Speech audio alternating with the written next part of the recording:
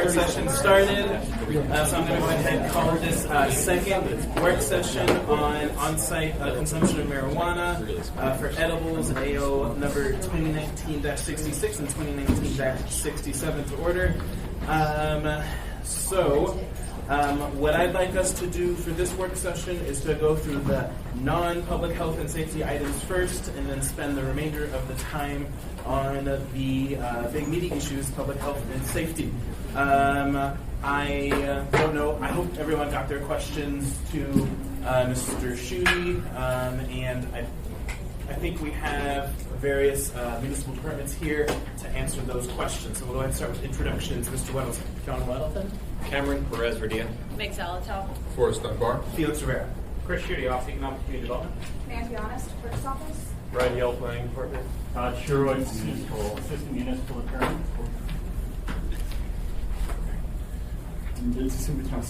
And then if we could introduce, for the record, the municipal departments here. Ken McCoy, Deputy Chief of Police. Do we have folks from the health department here? Yep. Okay. All right. And then, yes. James Holscher with AMCO Enforcement. Oh, thank you, from the state. Okay. Any other municipal departments? Okay. I'll go ahead and turn it over to you, Chris. Oh boy, I was expecting that right away. So just to catch up everyone in the audience, we had our first work session a week ago, and from that work session there were a few questions and or issues that were identified, as the chair indicated. There's several that are non-public safety health related that we wanted to just update the group with some feedback and or some answers in the cases of a few of these. So one of the big questions that we were asked, or one of the, I guess, uncertainties that developed at the last work session was the idea of whether or not the on-site consumption areas are required to, the retail establishments are required to have both separate product for sale only to be consumed on premise and a separate POS system to sell said product. The way that the state regulations are written, you could reasonably argue both sides. However, through subsequent follow-up with AMCO and our own interpretation of those state regs, it turns out that there is not actually a requirement that the POS systems for on-site consumption be separate POS systems. Likewise, there does not need to be a separate display case full of product that's only eligible to be consumed on premise. And I know James, jump in anytime if you want. Oh, I'll wait till. Okay. I'll wait till you're done. Then. Well, that's period. Okay. Done. So, 306-370D1E basically puts the onus on the retailers to identify how they are going to separate the items for off-site consumption versus on-site consumption, and that process has to be approved by the board. Ms. Zalatel. Thank you, Mr. Chair. And is that onus that you place on the retailer, is that required in the operations plan? It is. It says an applicant for an off-site consumption endorsement must file an application on a form the board prescribes, including the documents and endorsement fees set out in this section, which must include the applicant's operating plan in a format the board prescribes, describing the retail marijuana stores plan for preventing introduction into the marijuana consumption area of the marijuana or marijuana product not sold by the retail store, and marijuana product not sold specifically for on-site consumption. Thank you. Thank you, Ms. Zalatel. Great, thank you, James, and everyone. That was a comment that a couple of assembly members had and thought would be potential areas for clarification in the ordinance, in the municipal ordinance. I think based on the clearer interpretation of state regulations, that we would suggest that the language we provided mirrors that, and so should be adequate to address that issue.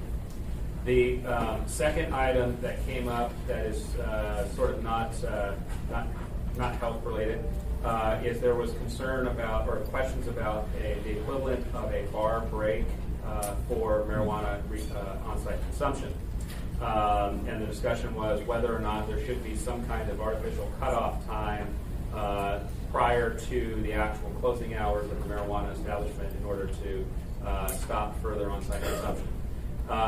We looked at that and discussed it internally, and I think the recommendation that we'd like to make is that that's not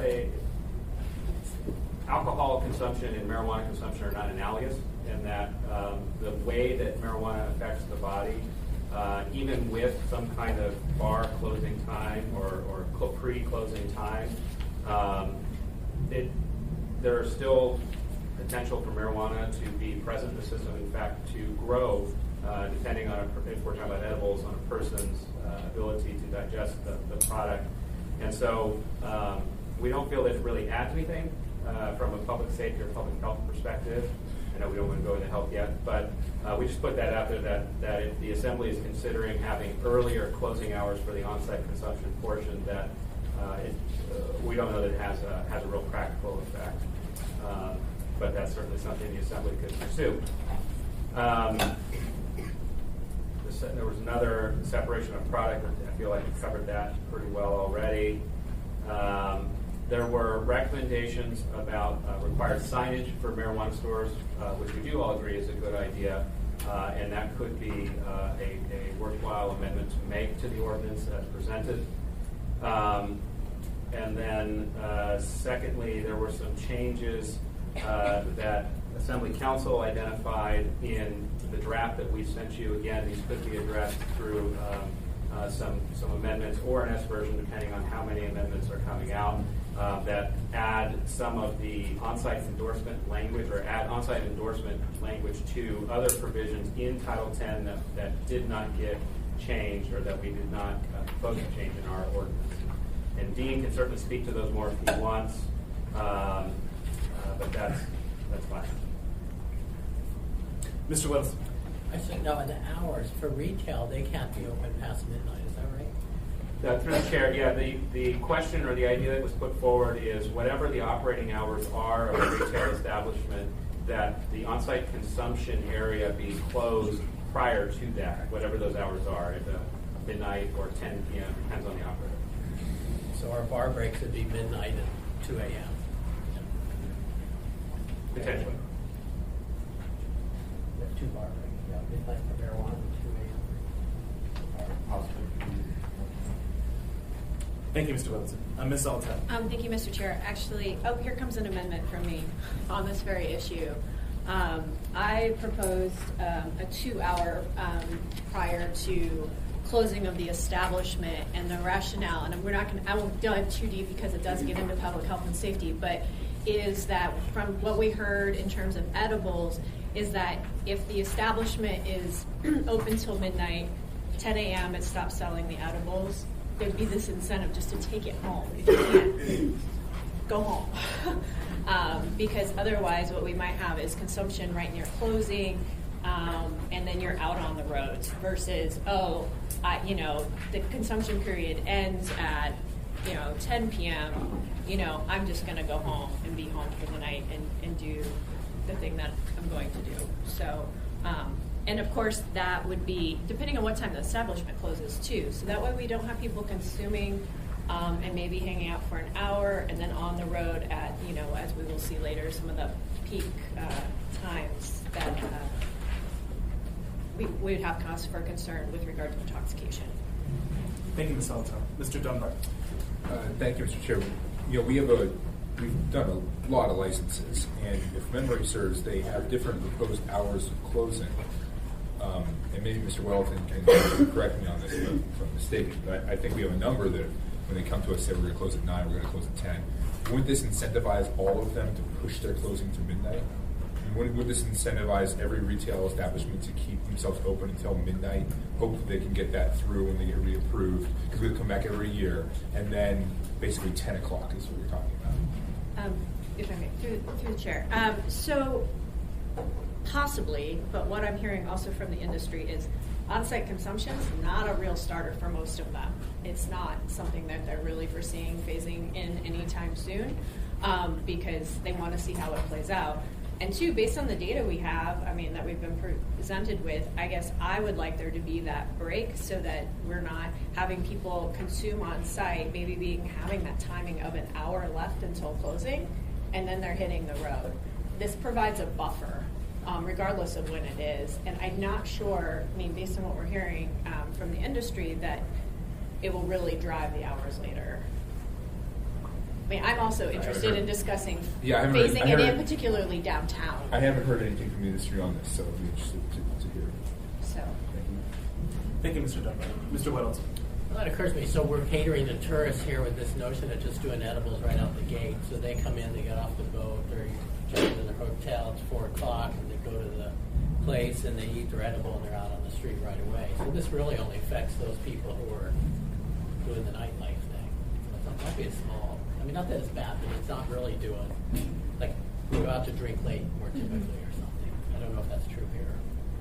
My primary concern was that time where if the data says that edibles are going to take effect between 1 and 2 hours later, up to 3 hours later, is that we're basically selling an edible, letting someone consume it on site, hang out for a bit, and then they're taking off. We're forcing them out at that point. Where here we have a nice clean break. The establishment's still open for 2 hours. We're just not selling any longer.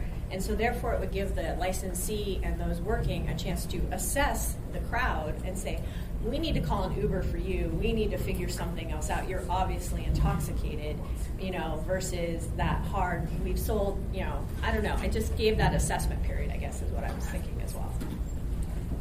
Thank you, Ms. Salatel. Thank you, Mr. Wilson. Let's move on. Thank you, Mr. Chairman. I think we've covered all of our non-public safety, public health items as it relates to the Title 10 ordinance. We didn't have any comments or questions on the Title 21 ordinance, so I don't have anything to offer. Thank you. Okay, thank you. Any questions for Mr. Schutte and team? Okay, so then we'll go ahead and move on to our public health and safety. I'm sorry, Mr. Chairman. Oh, sure. The people smarter than me reminded me there was a question about phased implementation. I'm sorry I skipped that one. So we had looked at that as well. Again, we would recommend against it simply because we actually don't know what the implementation of this will look like, and we felt it a little unfair to pick certain areas over others for a phased implementation approach. So I think that we probably would say that's not a good item to include in the final draft. And I think that's it. Okay. Mr. Gates. Thank you, Mr. Chair.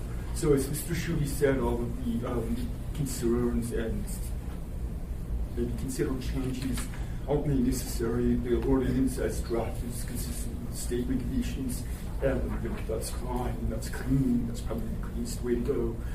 We do have the state statute authority to be more restrictive as long as we're consistent with the state regulations. So some of the things that we discussed and we heard about, such as a sign in an outside consumption area, or regulating the inventory, whether it should be separate or a separate point of sale system. These are things I've thought about, and I could draft amendments if some of the members wanted to. And produce we're going to be more restrictive than state regulation.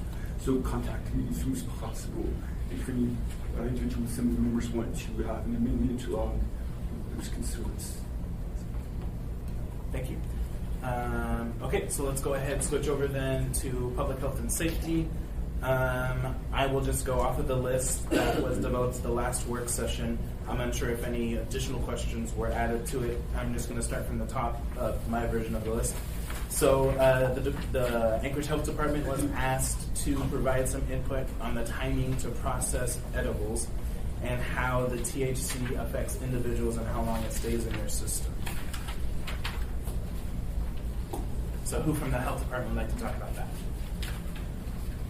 Well, there's not a lot of research on that stuff other than that. I'm Jeff Hickman with the health department and food safety section. What I can find is that they don't specifically, in any of the stuff I found, mention like a specific 10 milligram dose, just in general what it does to you. That marijuana takes longer to uptake than smoking. It takes longer to get rid of than smoking. Anywhere between a half hour to 2 hours. It depends if you've had alcohol before, if you've eaten dinner before, if you're skinny, if you're big, and it's all variable. So there's no like specific like cut and dry way to say that if you had 10 milligrams, in 2 hours you'll be this, in 3 hours you can drive home. So there's, I mean, that's basically what I can come up with. So before we move from that question, because I know that was the question one of the members raised, any further on that one? Yes, Mr. Webb. So who did this come from? Okay, so can we address that? Because I think that addresses that point. So am I interpreting this right? Can What are we looking at? I, the last page of this Okay, document. thank you. Can I ask a question on that? Yes. Okay. So this, if I interpret that right, it's like your peak high is at 3 hours. That's correct. It's this was actually it's a peer-reviewed journal that was published in 2017. It was done at Johns Hopkins University. What they did was they had a controlled group of folks that they basically they were given a marijuana brownie in various dosage, 10 milligrams, 20 milligrams, and 50 milligrams.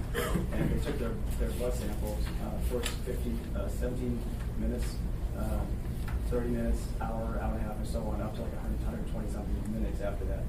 And based on the results, this is the breakdown as far as the THC spike. And as you can see, most the parent THC, the 11 hydroxy THC, you see the spike between 1 and 3 hours range.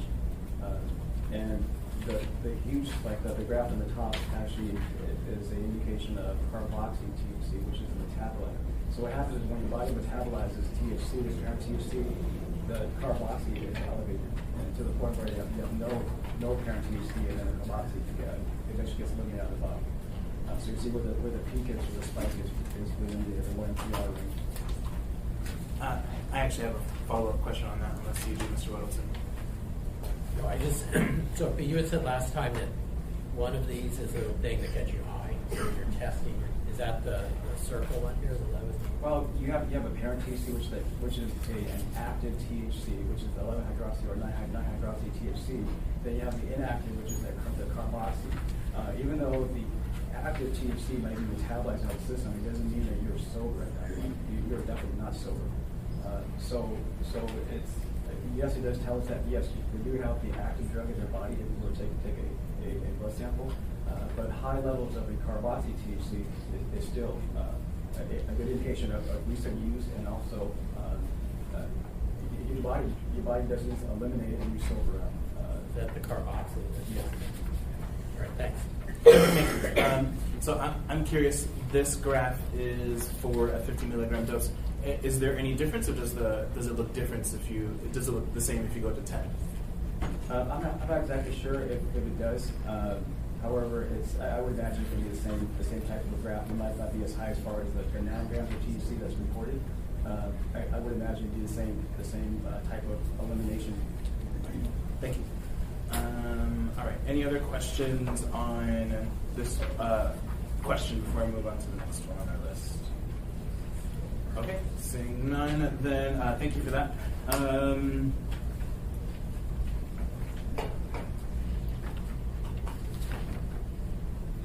I think that was the only question specifically for the health department, unless you had any other questions that I'm missing.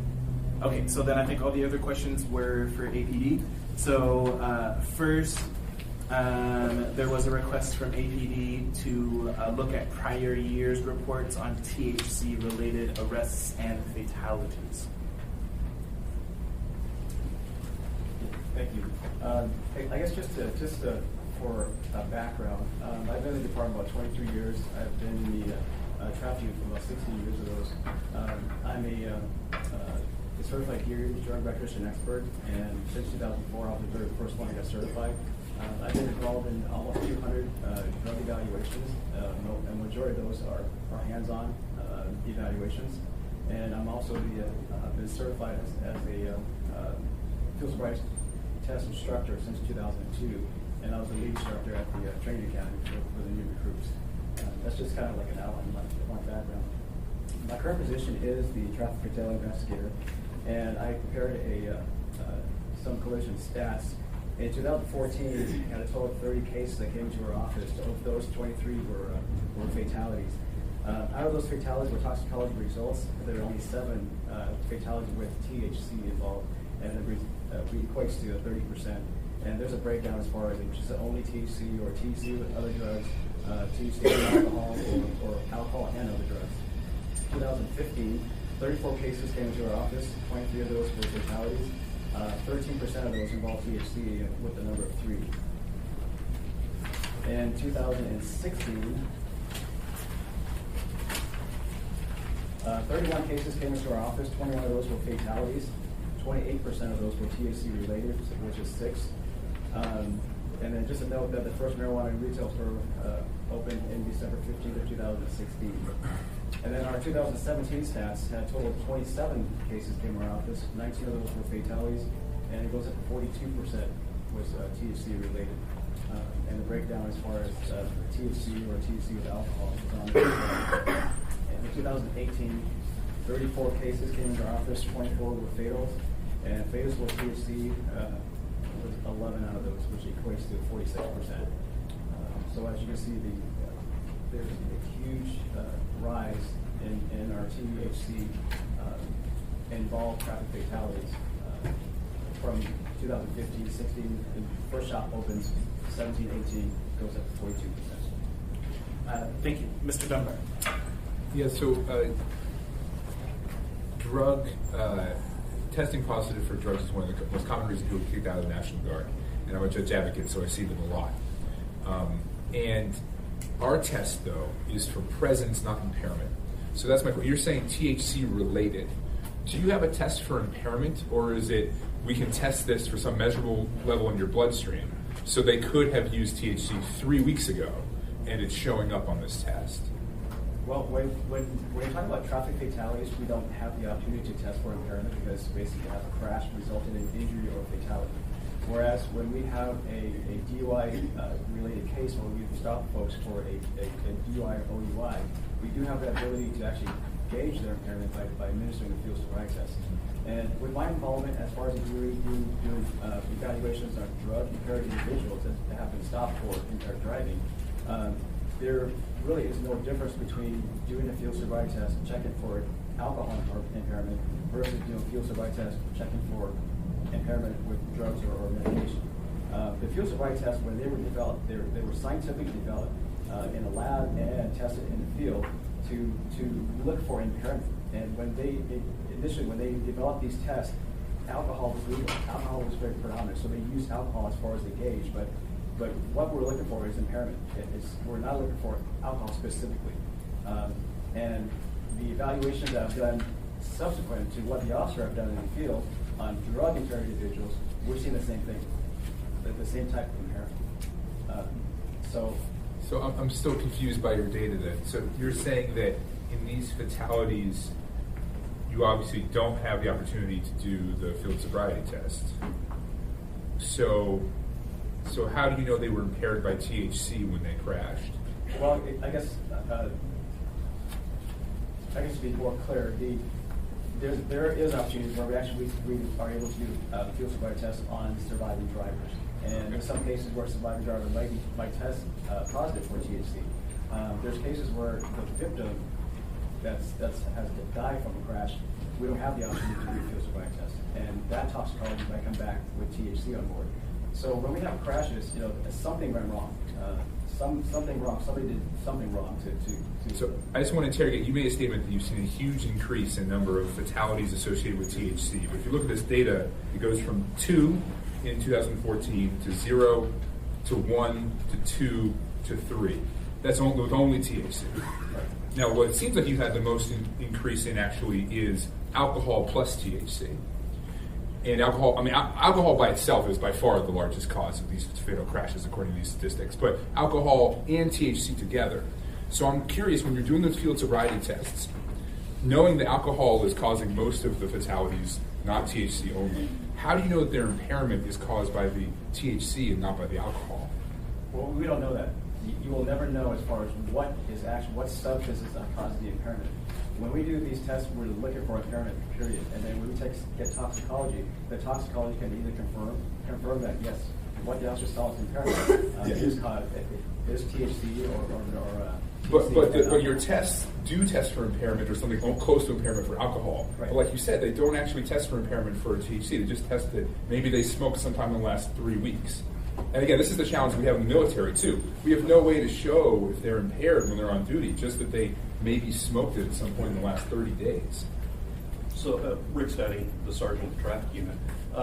Just to kind of hopefully answer your question, these results that we're getting, that we're reporting are active THC, not the carboxy.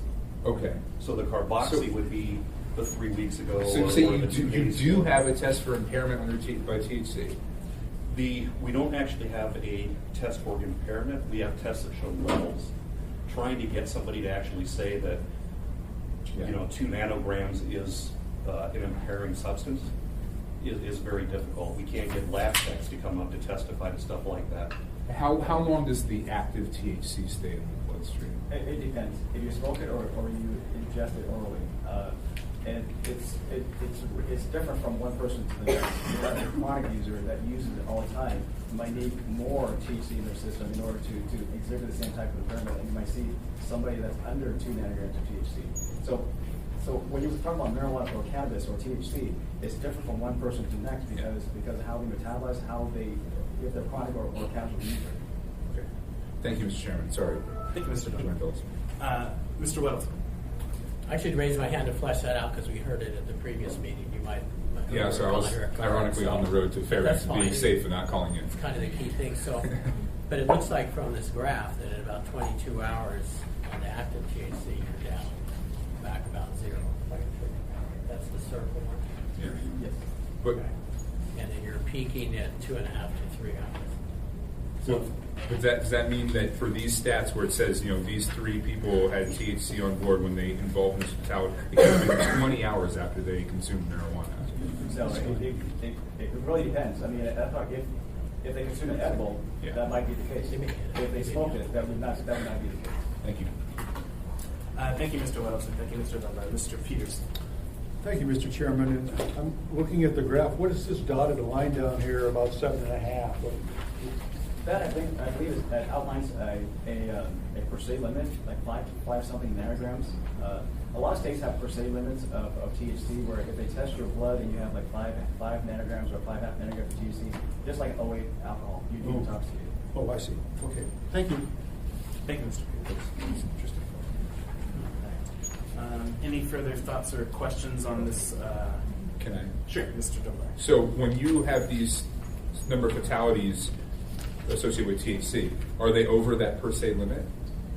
I don't have the data. We did actually pull each individual case to see what the reporting level was. But again, it's different from one person to the next. And I'll refer to another peer-reviewed study that was actually done just last year, and it was done by the several doctors and one guy from our Geary, the heads of Geary section. And what they did is they took 302 drug evaluations on folks that's been arrested for DUI.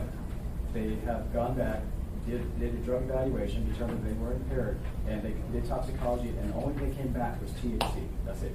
And so they looked at all the indicators as far as like the field sobriety test. What did the officer see during the walk and turn test? One leg stand. What type of impairment? And they looked at the nanograms of THC. 2 nanograms versus 5 nanograms, and see were there any difference. When you have folks that have 2 nanograms that are not chronic users, they saw the same type of impairment as those that were over 5 nanograms. So that study actually shows a lot as far as it doesn't matter where you are. If you're over 5 nanograms or under 5 nanograms, when these officers made the arrest, they did it based on all the indicators or all the impairment they saw, and there was no difference whether you're under 2 or over 5, because it affects everybody differently. Right, but in those cases, the officer must have probable cause to pull that person over. Right. So they would have seen him swerving and stuff beforehand. Right. The way the officers are taught, the vehicle in motion is the first thing. What they do, how's it driving, personal contact. What kind of indicators are you getting for personal contact? And then the pre-arrest screening. This is now the field sobriety test. So the probable cause that the officers developed is based on all of these 3 phases. It wasn't just from odor of marijuana in the car or odor of alcohol. So for all these phases put together. Thank you. Thank you, Mr. Thank you, Mr. Dunbar. Mr. Gates. Thank you, Mr. Chair. I don't think we have in our code, actually, I'm sure we have per se limit on the levels of THC in our DUI code sections. Has the state of Alaska adopted a per se level in state statute for their OUI statute? No, we have not. We actually haven't looked into it, but it's because of a wide range of impairment on different levels and how it affects everybody differently. It's better not to. Thank you, Mr. Gates. Any other questions or thoughts on this one? Okay. Yes. This isn't a question, but I can speak to the 5th page because Suzanne LaFrance asked us to come up with statistics from the prosecution division. So if you're ready for that, I can speak to that. Sure, go ahead. So, as I recall, Suzanne LaFrance asked for these statistics. She also indicated she had sat on a jury that was a drug impairment, OUI, and kind of wondered about the difficulty of those types of cases. So, operating under the influence, a lot of people call it DWI, but it's operating under the influence, is that you can see it can be the influence of many different things. I've got the totals for 2013 through 2018. The average of those 6 years comes out to 1,246 OUIs a year. I didn't get a statistic for how many actually go to trial. I can just tell you from my own experience in the past that the vast majority of cases plead out, and they typically plead no contest, which is the same as guilty, across the board. So, and yet, they are going to trial fairly often. And then they could pull OUIs that were drug related. They don't have a way, and they don't do inputs as to what type of drug. So we can't drill down to these ones were THC only or marijuana only.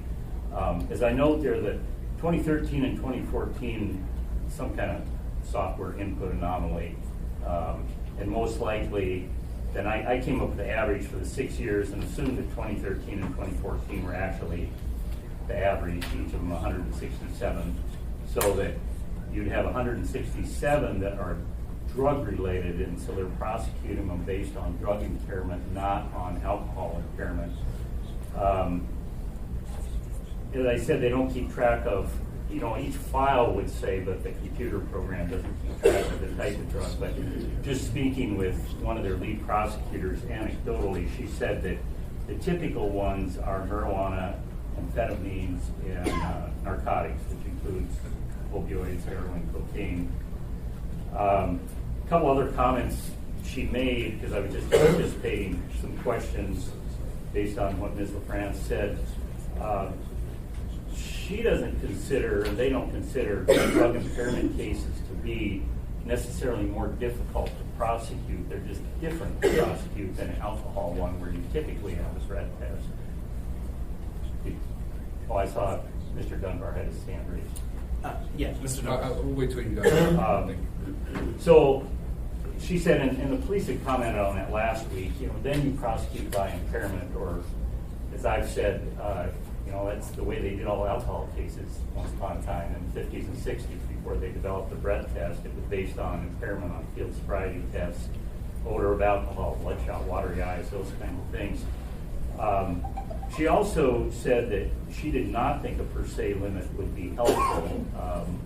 And we talked about that. I think Colorado has one, and it's 5 nanograms. But for the reasons that the officer stated, it wouldn't be particularly helpful. As you know, and this is just one of the differences, with alcohol, there's the breath test, and you don't have to get a search warrant to take someone's breath. The law says if you're driving on the roads, you're giving permission. The officer has to have probable cause, and if you refuse it, then that's an additional crime. None of those things apply when it's drug impairment, but if you have probable cause, that's the basis for the officer to go get the search warrant, and then that's going to be presumably an additional piece of evidence if you're trying this case or presenting this case along with all the other evidence of impairment. She said while it wouldn't create more difficulties, she expected it would create more work having edibles available just because of the high THC level, because you're going to have more impaired people on the road. But again, that's anecdotal. There's no way to say how many, how much it will increase their workload. The other thing, if you start comparing these totals to what the police had, they're not going to be exactly the same. Partly it's probably computer inputs, but the other thing is APD totals are going to include cases that go to the state because, like most of his fatalities, and that means felonies, and we don't prosecute felonies. Thank you. Mr. Dunn. Thank you. So the fluctuations in the numbers here are so small that it's hard to draw statistical, inferences based on this. But as the detective noted, actually, I'm sorry, are you a detective or a captain? Investigator. Sorry. The marijuana stores came online at the end of 2016. We've seen the number of OUI cases involving drugs fell from 2015, 2016. They fell in 2017, and then came up a little bit more, but still under that level in 2018. On the other hand, our total OUIs went up substantially in that same period. If you look up at the top there, which to me would probably indicate that not necessarily that there's more actual drunk driving, but we have much more enforcement, right? I mean, this coincides with us significantly expanding the size of the APD.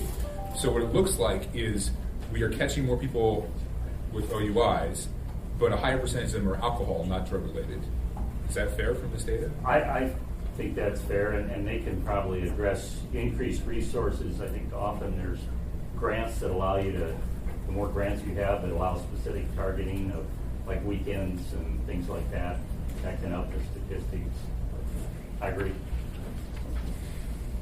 Thank you, Mr. Dunbar. All right, so anything further on this question of prosecution for impairment? Okay, so then moving on, I see two questions left on my list, and someone correct me if I'm wrong. So first is public safety lessons learned from other jurisdictions, and second is research on technology used to help with enforcement and determine impairment. I can address that. I'd like to point your attention to the report that's actually done annually since 2013, I believe, by the Strategic Intelligence Unit of the Rocky Mountain High Density Traffic. Right. So what they publish this report every year since 2013, and they track the impact of the legalization of recreational marijuana in Colorado. So the purpose of this data they provide is really just to inform policymakers and citizens, give them something to make an informed decision about policies and whatnot. So some of the executive summary I'd like to point out is that since recreational marijuana is legalized, traffic deaths has increased 151% in those areas. Colorado alone increased 35%. Since it was legalized, traffic death involving drivers who tested positive for marijuana more than doubled, 55 in 2013 to 138 in 2017. In Colorado, traffic death increased from 11.3 2013 to 21.3% in 2017. The past month use suggests that in Colorado, past month marijuana use shows 45% increase. Past month use for ages 12 and older, Colorado now ranked third in the nation, which is 85% higher than the national average.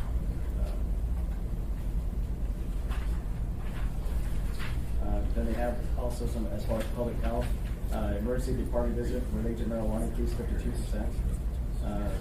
The yearly rate of marijuana-related hospitalizations increased 148%. So this report was generated. It was in 2018. Anything as volume 5, and I do have the full report, so I can pass that along as well if you need that. Yes, Mr. President. Just a clarification, the report doesn't coincide with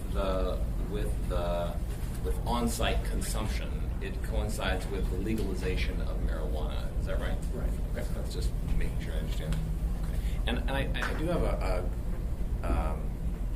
before we end, I do have a question that goes back to our first set of questions that I forgot to ask. So just Okay. a second. Sure. So any other questions on the public safety lessons learned before we move on? Yes, Mr. Wells. You know, it kind of leads to the question then. When we look at on-site, are they getting out, they're smoking in their cars because that's a convenient place? And if you provide a place for them to smoke or eat their edibles or whatever, then they're hanging out and not as likely to drive. Have you heard any, do you have any idea at all? Yeah, We're the first people to do that, right? Right, there's actually no studies out there that will indicate that, but I can tell you that there's actually numerous studies out there that shows that low levels of THC combined with low levels of alcohol is extremely inherent. So, and of course, some folks that smoke marijuana don't just smoke marijuana, they drink as well. So, Thank you, Mr. Wells. Mr. Dohart. that organization we talked about then, like Mr. Perez-Padilla said, it's not about on-site consumption. They're advocating for prohibition of marijuana. Well, that's a law enforcement agency, the high intensity drug trafficking area, which Alaska was designated. So we have a task force here in Alaska now. So it's a law enforcement entity doing enforcement efforts, not advocacy at any point. Thank you.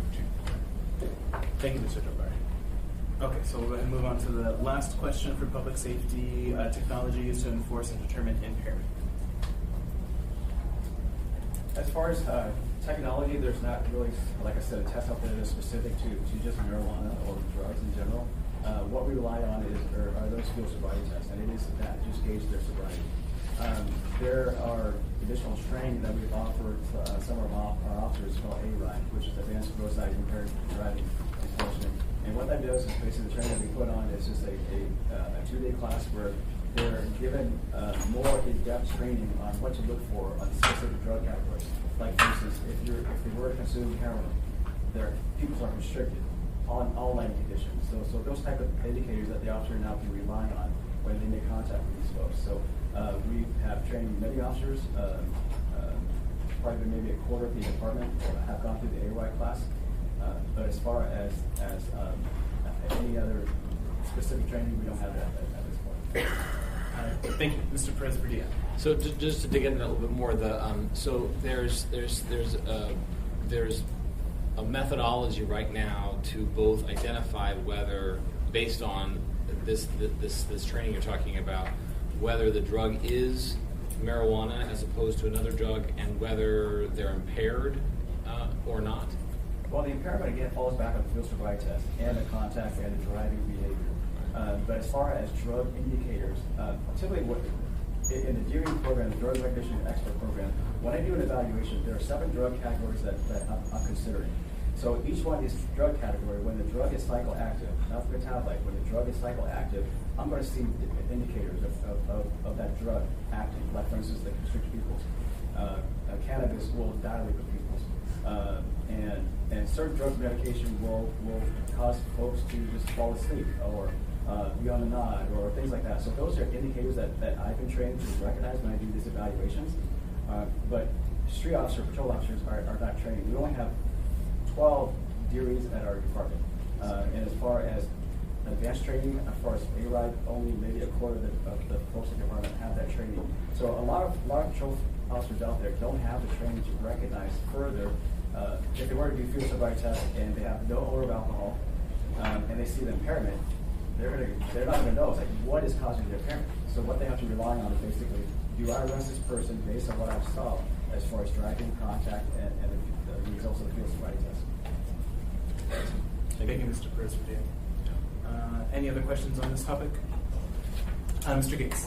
Oh, yeah, I just wanted to confirm. So the study you read from on Colorado utilization impact, the link in the document we handed out goes to that report. Is that right?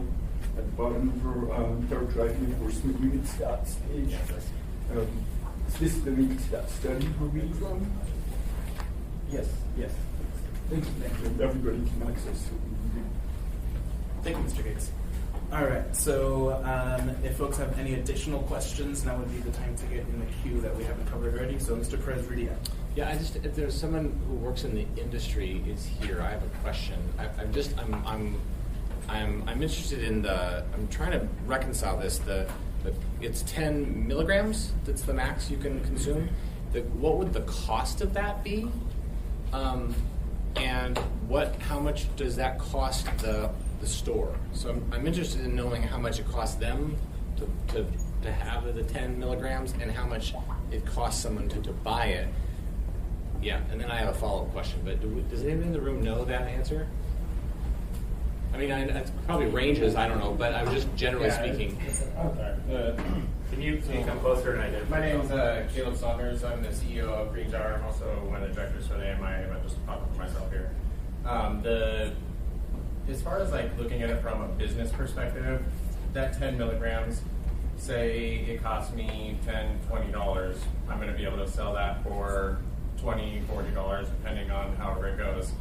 And then I'm expected to have, if it's 4, 5, 6 hours that I need this person to be there, I need to pay an employee to be sitting there. So to me personally, it's hard to justify 5 hours when I can only sell them 10 milligrams. It's just financially, it's hard to see it as a full model there, in my point of view. Obviously, there's many other retailers. Yeah, well, that was kind of my follow-up question. I was trying to reconcile that if it's and that was more than I thought it would be. I was thinking it was $10 or $20 or whatever. And that's what it'll more likely be. It's expensive nowadays. Yeah,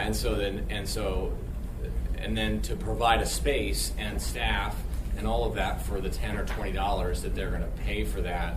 And maybe there's opportunity to have them buy other things while they're there, sodas or maybe sort of other things. But in terms of from a business model, it seems like it'd be difficult to reconcile the cost of that with having the space and the staff and the whole 9 yards. I was just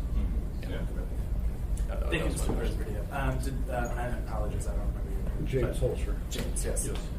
I just want to clarify that a serving cannot exceed 5 milligrams of THC. 5 milligrams? Correct. And in a package, you can have up to 10 servings, so no more than 50 milligrams per package of edible or product. So through the chair, so if I'm there, I can only consume 5 milligrams on site? No, it's 10 milligrams, but a serving is 5 milligrams. A serving is 5 milligrams. Yes. Okay. So I have to buy 2 servings in order to. Correct. Okay. Or if you could see where this could create a problem with on-site consumption, because if most places are selling like a 10-pack of some type of edible that has, I don't want to say gummies, but like a little hard candy. If they have a 10-pack, each one of those is 5 milligrams. And so they're going to have to package them differently for the on-site. Right. Because they can't sell a 10-pack to somebody who's going to be on-site. If the limit for the on-site is 10 milligrams, correct. Okay, so they're going to have a different packaging or a different way to do that. Correct. And through the chair, both state regulations and the ordinance in front of you does have the ability for a consumer to have unconsumed product repackaged, so that in this case, let's say you're buying 3 cookies, you only want to eat 1 there, they would repackage the additional 2 for non-on-site consumption. And then last point, to some of your earlier questions, Mandy showed me a great app called Wheat Maps, which I had never heard of. Gives you a great listing of all the retail establishments, including online menus and prices. And so we looked at a couple of edibles to get a sense of what prices were. Some delicious-looking lemon cookies were $28 each, and they had 5 milligrams per cookie. Thanks. Thank you. Ms. Altel. Thank you, Mr. Chair. I have a constituent who's asked in the ordinance itself. Let's see, this would be 2019-66, so this would be revisions chapter 10. Why we changed from the clerk's office to the director of the planning department. And I know it's been explained before, but could you refresh my memory? Yeah, that's fine. Through the chair. So the Title 10 ordinance includes a number of changes in it that are not related to on-site consumption, all of which are focused around what the current practice is for licensees. And so the current code reads that license applications, et cetera, go to the clerk's office, and then there's this routing process where they go through review by planning and the special land use permit associated with, et cetera, et cetera. That has proven to be sort of burdensome for applicants and for staff, and so the actual current practice has those residing with planning. So we want to update the code to reflect the current practice. May I? So that would still involve the clerk's office on the licensing side? Sure, absolutely. Okay. Yeah. Thank you. Thank you, Ms. Dalto. I think we might have time for one more question. Yes, Mr. I Gibbons. would just like to so these licenses and the endorsements are for 1 year. They have an annual renewal. That renewal still goes to the clerk. That doesn't go to the planning department. That changes just the initial application. Then you make sure that I don't know something like that. And to add to that, the reasoning was because the special land use permit application required a lot more, I guess, help for the applicants. And so it was easier for the applicants to be at the planning department, submit their 17 copies, get whatever they need that route there and submit it, and then route the licensing stuff to the clerk's office versus them send us the one copy we need, have to go to the planning department, submit their application there, and then go through multiple steps. Whereas in the renewals and transfers and subsequent applications, it doesn't deal with the special land use permit, it's only the license, so all of those will come to the clerk's office. Great. Thank you, Ms. Honest. Mr. Perez-Verdia. And just a clarification that if I'm a license holder right now, I need to go back and get this endorsement, so I need to go through the process, and then I'd have to renew both of those each year. And would I do that consecutively, or would that be a separate process? They would be consecutive, Okay. and that's consistent with the state as well. Thank you. Thank you, Mr. Perez-Verdia. Okay, so we are out of time. So we will have a public hearing and continue debate on this on the 21st. If we have any amendments, please get those in to Mr. Gates. The idea of it would be up to It's going to be at the end of the agenda.